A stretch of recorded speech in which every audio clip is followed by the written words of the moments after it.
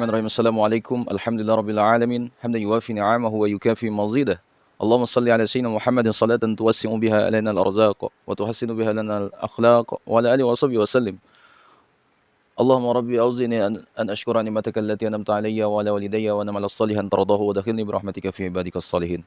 Saudaraku yang kemuliakan, sebagaimana kita tahu, salah satu kelompok dalam tubuh Islam yang sering bersinggungan keras dengan kelompok lain adalah Salafi Wahabi.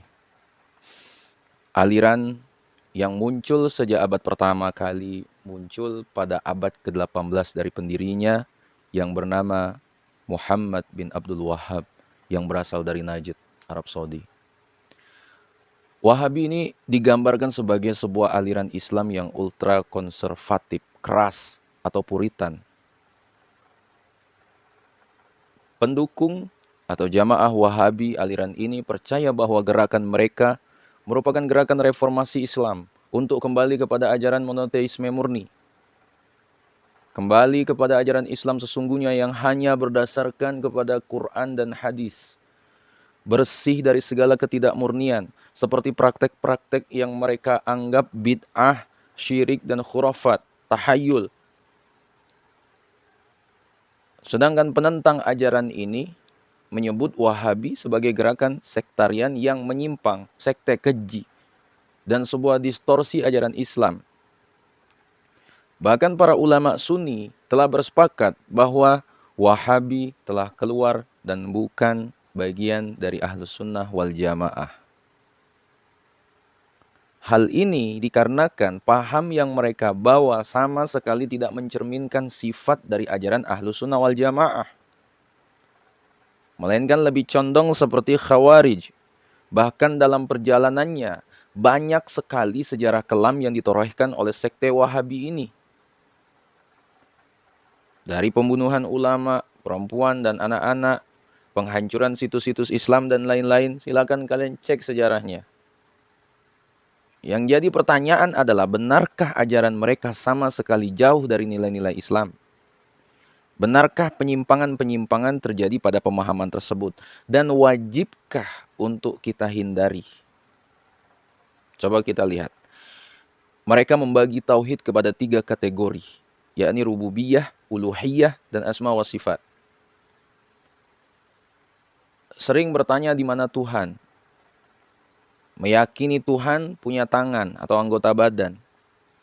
Meyakini Tuhan punya muka atau wajah asli.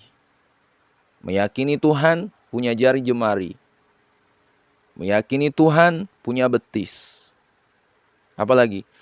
Meyakini Tuhan punya lambung atau rusuk. Inilah yang dinamakan paham tajsim. Ya, menganggap Allah memiliki anggota tubuh dan sifat seperti manusia. Kemudian mereka meyakini Tuhan punya arah dan tempat dan berada bersemayam di atas arsy. Meyakini Tuhan turun dari arsy ke langit di malam hari.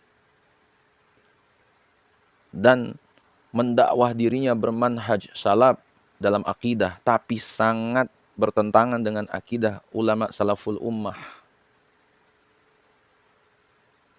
Memahami nas-nas mutasyabihat menurut terjemahan bebas tanpa merujuk ke kitab ulama. Dan mereka mengkafirkan pengikut Imam Abu Hasan al-Asy'ari dan Abu Mansur al-Maturidi, 2 imam aswajah. Mengkafirkan ulama sufi dan menganggap tasawuf bukan ajaran Islam. Sangat anti dengan sifat 20 pada Allah Ta'ala. Menuduh Imam Abu Hasan al-Asy'ari telah bertobat dari akidah Asy'ariyah. Akidah yang diyakini oleh kebanyakan umat dan para ulama terdahulu. Kemudian mereka menolak takwil dalam bab mutasyabihat. Dan yang lebih parahnya lagi, menuduh ayah dan ibu Rasulullah SAW kafir dan tidak akan selamat dari neraka. Menuduh syirik, tawasul, ya, tabarruk, dan istighosah dengan para anbiya, aulia dan salihin. Dan itu sering mengajak kembali ke Al-Quran dan Sunnah dengan meninggalkan ilmu yang telah diwariskan oleh ulama. sangat anti dengan pendapat imam mazhab dan pengikut mazhab. Sahabiku semua, mudah membid'ah sesatkan amalan yang tidak syarih dan sahih menurut mereka. Menuduh maulid itu tasyabbuh dan sesat. Menuduh tahlilan, yasinan itu tasyabbuh dan sesat.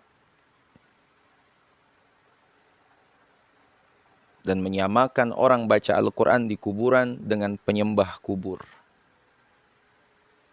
Ya. Menamakan diri dengan salafi dan tidak mengakui nama Wahabi.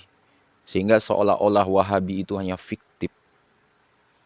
Sahabiku semua, di Indonesia sendiri, kelompok salafi Wahabi ini juga sering membuat ulah. Mereka tak segan-segan membid'ahkan amalan orang lain.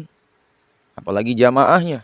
Ya, menuduh sesat, bahkan sampai ada yang mengkafirkan sesama umat Islam lain, ya, yang berbeda paham dengan mereka, berani mengatakan orang lain dusta. Ya. Oleh karenanya ya sewajibnya kita sebagai Ahlus Sunnah wal Jamaah waspada, agar jangan sampai tradisi baik dan ajaran dari ulama-ulama Ahlus Sunnah wal Jamaah yang sudah sekian lama berjalan di masyarakat tergerus dengan paham Wahabi yang kita lihat ya sekian lama semakin gencar mempromosikan diri mereka. Wallahu a'lam bishawab.